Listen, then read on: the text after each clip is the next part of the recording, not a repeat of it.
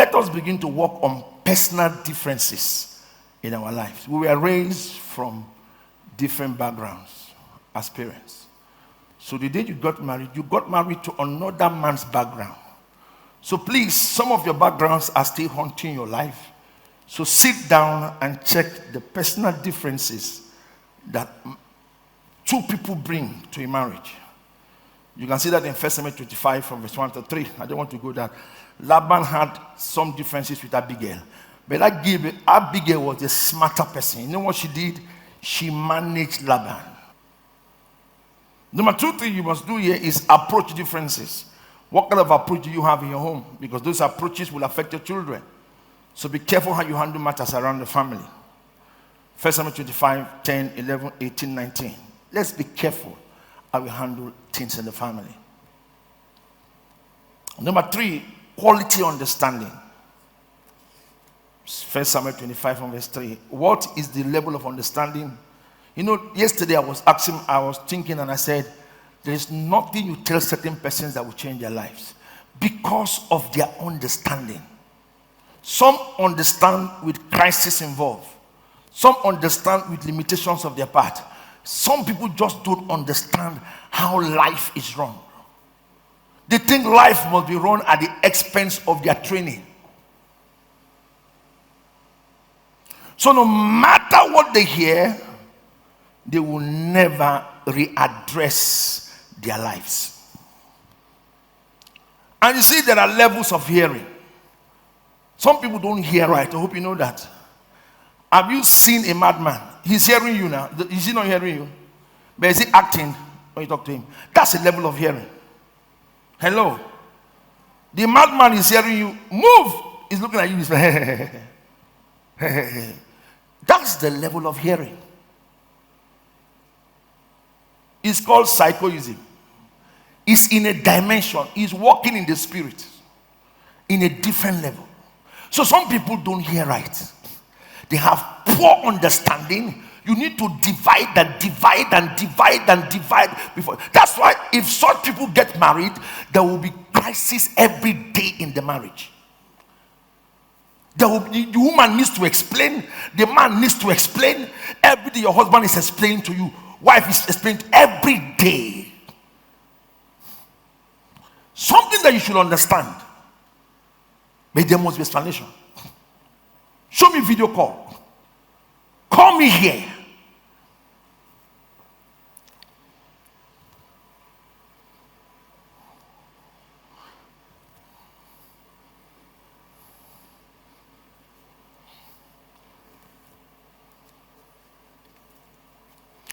Everything becomes suspicious. Everything. Even to the phones you use. I have a phone. And I don't privatize it. Hello. I don't privatize it. I'm the only person who doesn't privatize my phone. You can hold it and check it. You can open it and read my messages. Because I have nothing to hide from anybody. You see, fear is a product of secrets.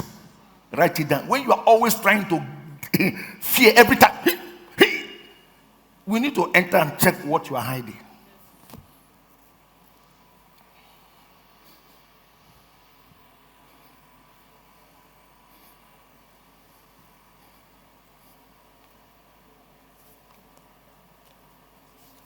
Quality understanding, please raise your understanding. Some persons talk around me and say, is that the way you talk? They say, I say, how? At your level? No, this is very poor. You don't supposed to be behaving like this. No. At your level, no, this is not the way you should be talking. No.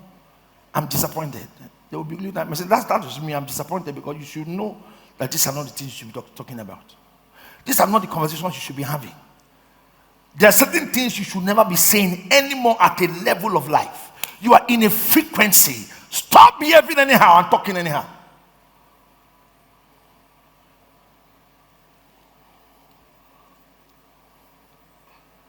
There are certain people who will never be close to you because of the way you behave and talk. And some people are married to people whose understanding is poor.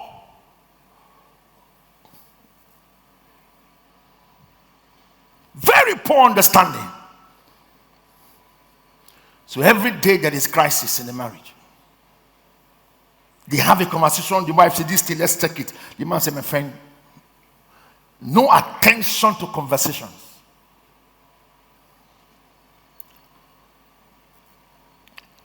Lift your hands up. May you not damage your home for free. May you not do that to yourself. No. The church is too knowledgeful for a believer to say, I lose my marriage. The church is too powerful for that. The church is too educated for people to be losing their marriages.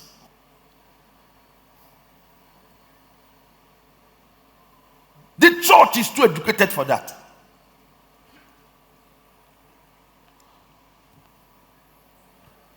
Number what? Give your marriage excellent access. 1 Samuel 25, 1:14. But one of the young men said, give your marriage access. Your husband can't talk to you, your wife can't talk to you. Nobody's talking to you in the marriage. You have become a demigod in a marriage. I tell young boys around there, if you don't respect a girl who lives close to you, you can't respect a woman. I don't care how much you love people. If you don't respect somebody close to you as a girl, forget. If you want to marry any boy, ask the question about the sisters and those who walk around him. If in this church, you can know who you do to marry. Don't talk to the person. Just ask people in the choir. Ask about the girl in that choir. You will know who to marry. Don't go and say, I love you. Leave face, leave love. Just ask. Great, this lady is sitting here with you. What did she normally say during service? If she's telling you about Telemundo, that's a bad market. Inside service, that's a bad market. No. That's a bad market. Because she won't hear from God. You get what I'm saying? She will never hear from God. Demons will attack that marriage and she will not know. So when I see you sit in church and you're not focused, because power cannot save you from crisis. It is direction that will save you from crisis. Let me give you a story. Please hear me. A young man in a village in the US. The father drives the bus once in a year. And if that bus comes, he picks people once in a year. And if he passes you, you wait till the following year. The boy came and stood there. And an old man came and stood here and said, young boy, the bus will come here. The boy told the old man, the bus will come where I'm standing. Come here. They argued, though the boss now came and parked where the young boy was standing. Then the young boy turned and looked at him and said, I told you, my father is the driver. You see, age is not direction. It is direction that complements age. A foolish age man is a foolish man. Write it down. A foolish age man is a foolish man. A foolish age woman is a foolish woman. It is direction that matters. And you can tell how many homes are just going, no direction. No direction. How many girls who are just moving up and down without prime direction? How many young boys who need to get married, but they are just moving from one place to the other? No direction. Power, but no direction. You know, I have 3 kids. I've been married. I'm married. That's why I don't like people telling me that. When I see you and see your disposition and how you conduct yourself, I will just tell the peace you enjoy at home. Look at me. I don't ask people what is your name. I don't ask. When I see you for the first time, how you even sat down just tells me who you are. If you're in a circle of meeting and your concentration tells me how responsible you are. Because if they are teaching you, you should be writing. You should not be pressing the phone. If you're pressing the phone, it should be what you are taking down the notes from that thing you are doing there. Because everything has a season. And there are seasons allotted to things. There's a time to learn, and there's a time to talk, and there's a time to sleep, and there's a time to pray. Everything must be allotted to us. So when I see you doing what you're not supposed to do, it just tells me what you do in your home. I don't need a vision for that.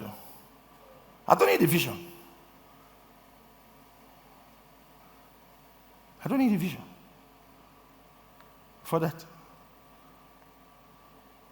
A wayward child is a wayward child, no matter how much you give the child. I hope you know that. A child who does not have guides will see guidance as enemy. Will be fighting it with his life.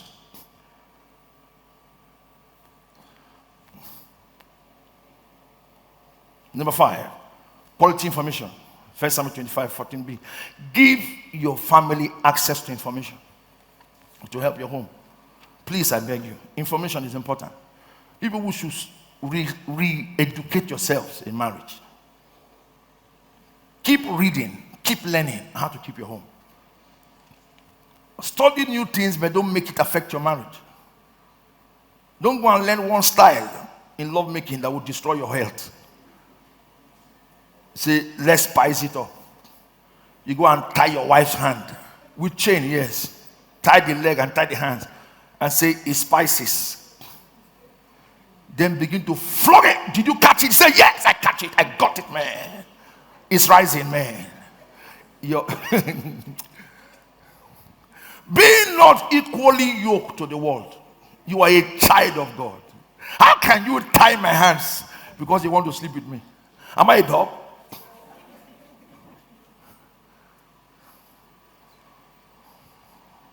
Let's be wise. I see young girls today keeping relationships that are out of place and saying they are in love. Let me say something now. Please take it from me. When you are sent to school, is to get a degree, not to find a husband and not to find a wife. When you are brought to church, is to serve God, not to look for anything. If everything comes to you, is because you are loving him more and he decides to bless you. So your focus will not be what you will get, will be your loving God and serving him. We are mixing priorities in the church, and that's why there are calamities everywhere.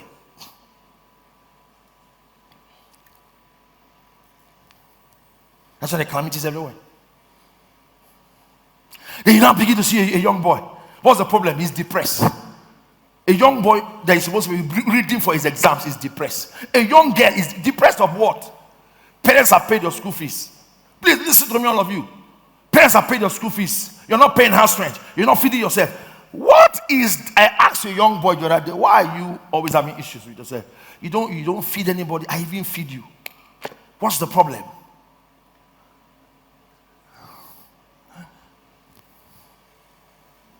The problem is simple.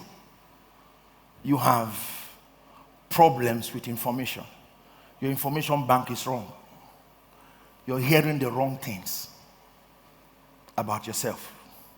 And you are sitting with the wrong people all the time.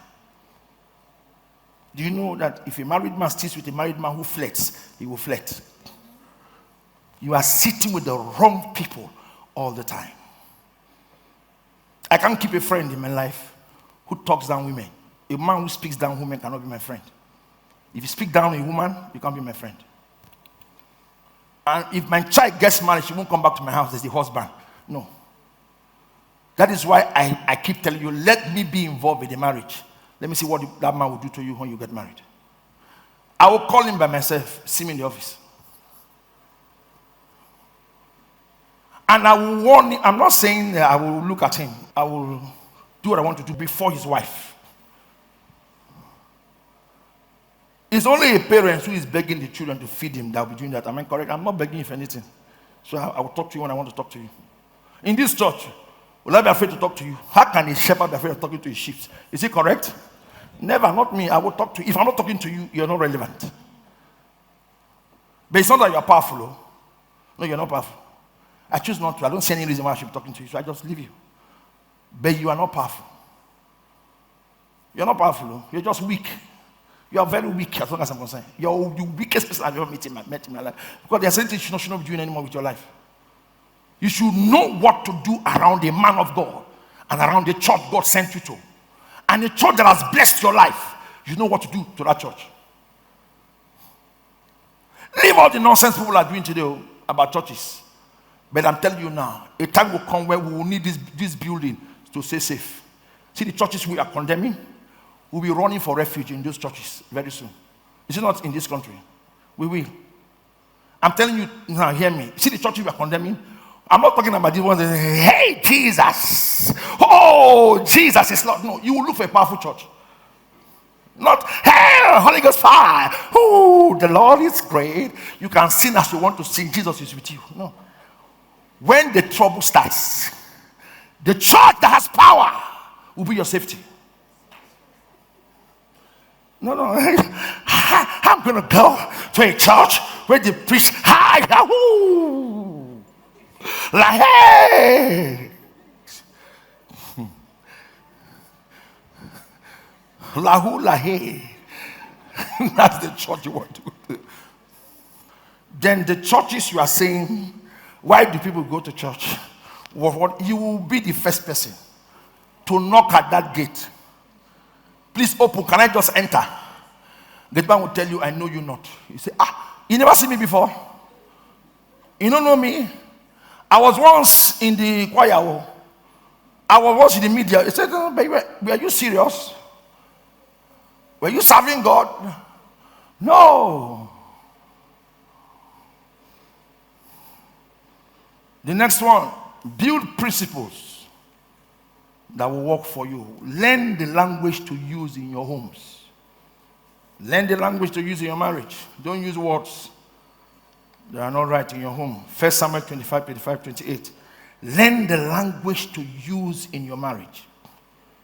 Don't go and adopt one another man is using in his home. Somebody calls the husband Iche. You go and say, Madam, call me Iche. Do you know why he's calling the man Iche? You know what he stole, so they are calling him Iche to keep him alive? Don't adopt what you don't know about. Be careful what you learn. Be careful what you learn. In a world where people learn every nonsense, be careful what you learn. Don't go and adopt something in a family that you don't know why they are doing it. You know, Sandra, I went to sister. What's your name? You were a good girl. Stay focused. You hear me? I went to, what's your name? Stand up. What's your name? I went to Caroline's house. She called the husband. Oh, chief of staff. You now came back to your own house.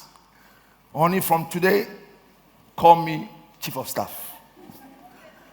Do you know why she's calling the husband chief of staff? Maybe armed robbers came to that house that night.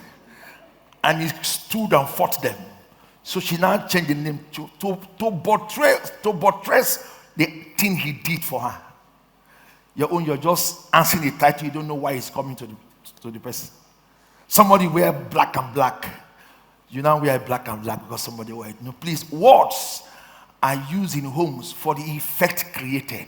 Please write it. Don't ever use another man's language for your husband. What is baby? If it has been used before, use another language. I call my wife Delise. Nobody has ever, have you ever heard Delise before in anybody's mouth? That is me. And you don't know, do you know the meaning of Delise? You don't know, it's only me that knows. Be answering all kinds of names anywhere. Poppy. How can somebody answering Poppy? You're calling your husband Poppy. He calls you baby. What? You can't tell why.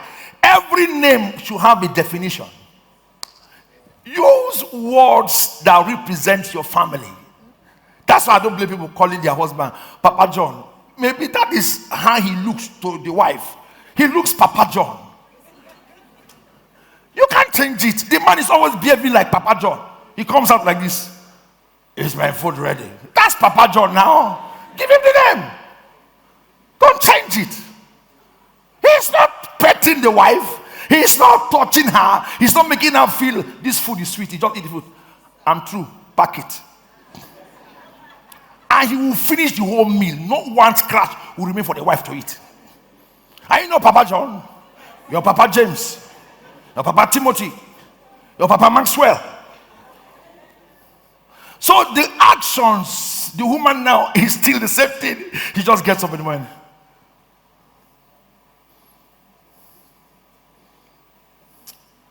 Good morning. Your husband, good morning. So imagine, Mama Sarah, good morning. See, your approach is Mama Sarah.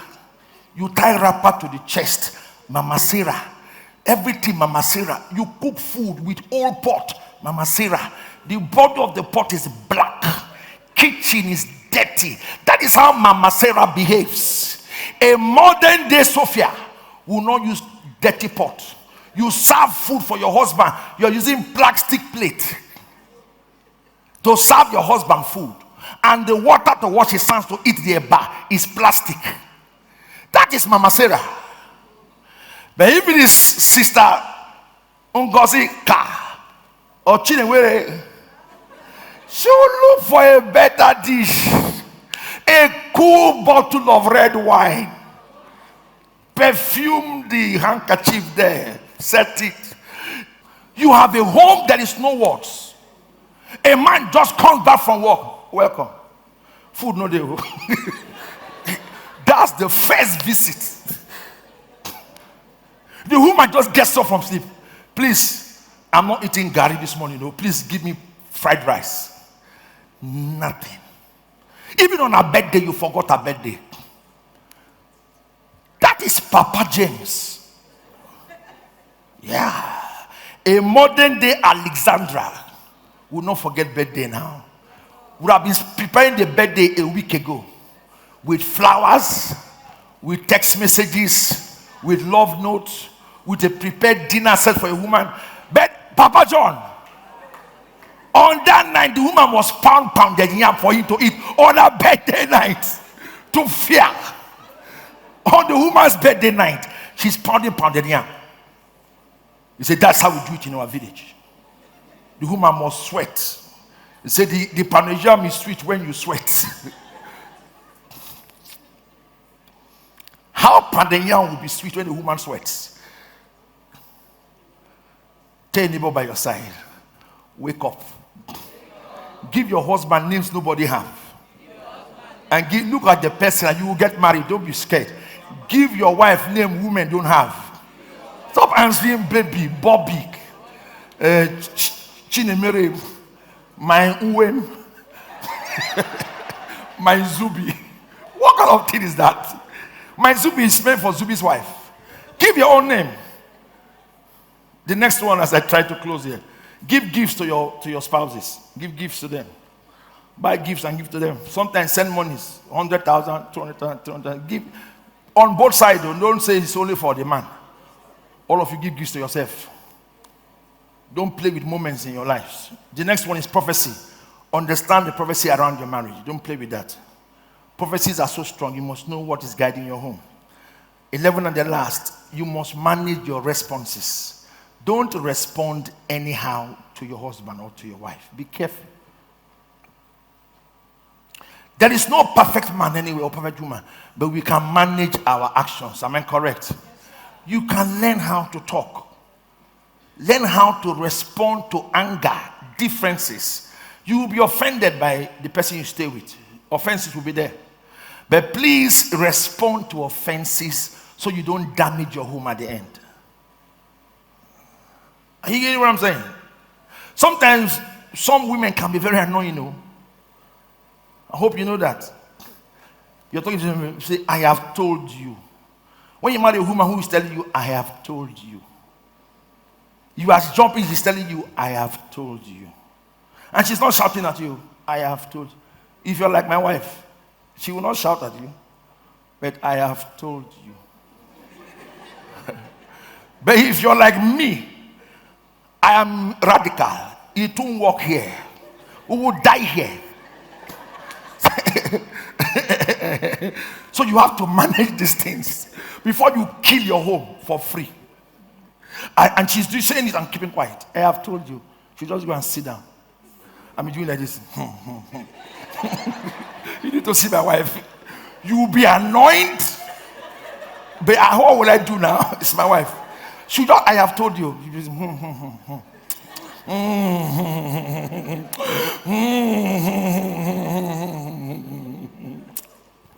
Me, my anger has grown to 90%.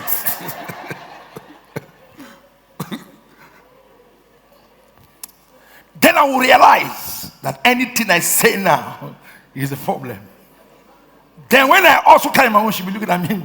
Say, Daddy, calm down now. calm down. This is not it. Calm down. I said, no. If I continue, I will damage my marriage. So I just said, nah, I beg. Before my children go bury me prematurely, you have to make a decision for your life. Because it is marriage. It's not a contract. It's a covenant. Mind how you respond to your spouse. Don't marry the kind of one I have. She's meant for me. My wife is meant for me. She has helped me a lot, but she will not know. If I married fire for fire, who will be flaming? Be careful with your home. All this quick talk. You want to express yourself. You want to show how you feel. I am hot. I am offended. Let me air my mind. Let me pour my stomach. If you pour your stomach out, your intestines will come out. Sometimes you should just look at the situation and just begin to sing. Thank you, Jesus, for the grace that you have given me. You never said from my heart, my lifetime, I will give God my life. Just sing and walk away. They say, you want to talk back? It's easier to get a girlfriend and say, you go to your house, Isabi. It's very easy. But to stay with a woman or a man who you offended, and the person is not offended. The person is saying, we'll go die here. The person enters the room and says, look, big head. And he's saying it for you to hear. The person is not avoiding you. The person is still coming to your face, passing and singing those Igbo sorrowful songs. Mere sheke maribozo kala chineke go fire them. You are there hearing your spouse singing those kind of songs. Then to make it worse, your children are now entered and now support one of you. Finish. Mind the way you respond to your husband and to your wife. It's not to, I'm talking to both parties. Mind it.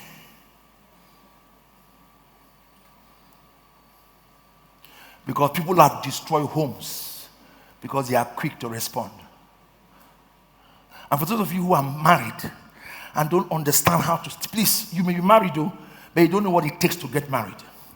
Please study the book of Esther and learn how to be married to a powerful man.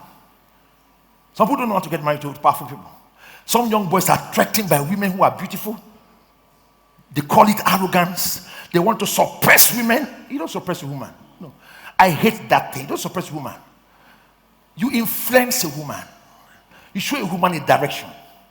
And she follows you. Fight for the direction, but don't oppress a woman.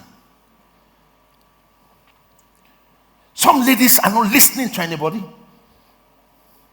Check Esther, a powerful man. But you know what she was doing? Esther is the greatest woman ever lived. Say, my Lord, when judgments were passed and nobody should assess the king, Esther just came and said, my Lord, dressed on her best in the house. It was not an occasion. No. Esther dressed to meet the husband in the house with beauty and color and candor. The man saw her and said, what, Esther? Why are you looking like this? He said, my love husband, the authority of my life, the Egbe one. If it pleases you, I have organized a banquet for you alone. Get your best man to come and eat in my house. The king said, what? Nobody has done that before. She was the first that did it. The king broke his law and honored Esther's law. Women, the advantage you have is more than your appearance. Look at me. Your advantage is here. A woman will not get sense, will use her body. But woman will get sense, will not use it. Here is useless. Woman will not get sense, now here you're going to use. I have I have. So you'll be walking like this and be looking at yourself. But who a lady that has sense is here.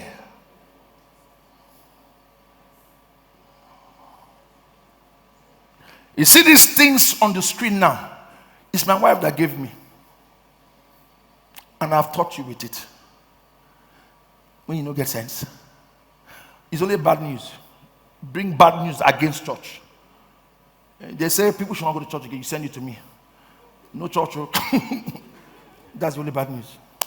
Marry woman, don't marry girl. Marry woman. Tell me what marry woman.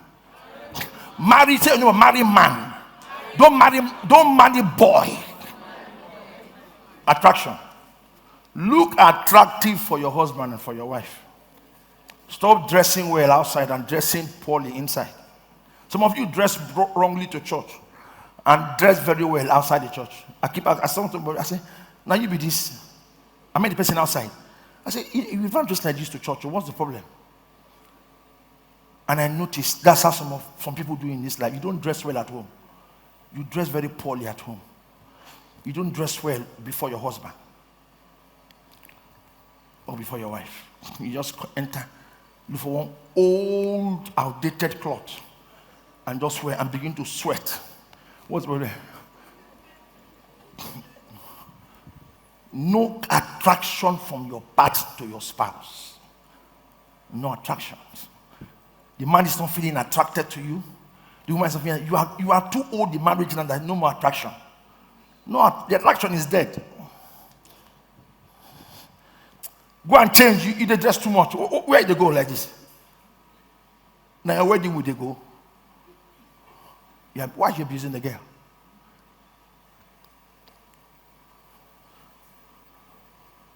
You can't even tell the woman that she's fine or tell the man that he's handsome. But when they come and you begin to look her, who is that? Who's talking? Who is that man? Who is that man? Who is that woman? But that's what you're supposed to be doing that you're not doing now. You can't appreciate somebody in the house that close to you there. She's sleeping, snoring. She says, wait till be this. Now man be this. Your husband. He's sleeping and snoring. He says, now wow. Papa John, get up, I beg. You do the snore.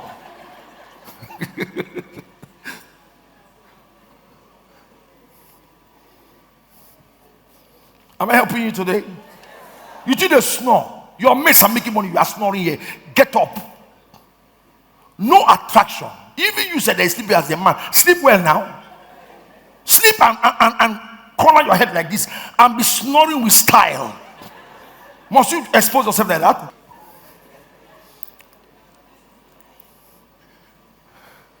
Please, anytime you see marital infidelity anywhere, it's because we don't see anything anymore in the people we married. That's why you are hiding your phone up and down. If your wife picks your phone now, you say, Jesus, what is inside the phone? Check. You start running back home to pick phone. What is inside the phone? One day, they mistakenly send all my text messages to my wife's phone. She told me that your message is my phone. I said, delete them now. You want to keep them? But no fear. Look at me. No fear. Because you know, a decent man has no secrets. Your problem is that you have things behind you that people don't need to know. That's your problem. I gave her my password. Yes, this is my password. You can own it. Oh, my little boy is champion of password. He knows my password. The two phones. He literally lives with it. You don't have attraction. You can't even do anything attractive to your husband or to your wife.